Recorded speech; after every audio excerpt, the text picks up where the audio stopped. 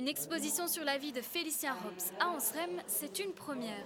Des œuvres uniques qui retracent 50 ans du parcours de l'artiste namurois, de la Meuse à la Seine. 90% de l'exposition, ce sont des œuvres qui viennent de collections Mozan, totalement privées. Certaines même sont totalement inédites, ne figurent pas dans les répertoires qui ont été établis il y a une vingtaine d'années sur l'œuvre peinte de Félicien Rops. Attaché profondément à la région et à la Meuse, Félicien Rops se déplaçait souvent en bateau. C'est par ces rames qu'il découvre à Anseremme l'auberge au repos des artistes. Cet endroit deviendra le véritable QG de Rops et de ses amis peintres.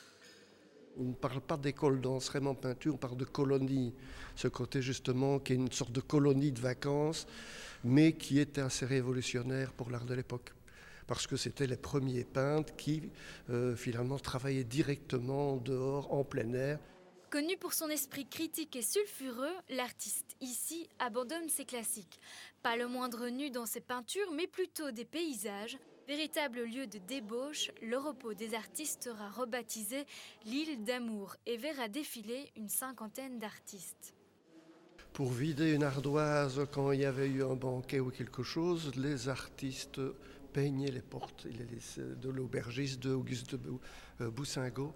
Ici, c'est une peinture de Rops qui a été faite sur le panneau. On voit encore le bois. Regarde. C'est sur un panneau de porte. Ce qui est amusant, c'est que c'est peint en Anseremme et ça représente la baie de Klappenborg en Scandinavie.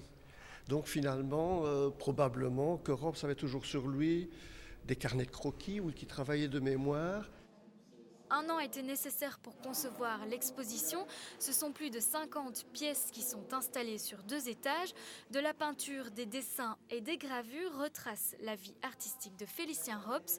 C'est à découvrir au Centre culturel de Dinan jusqu'en septembre.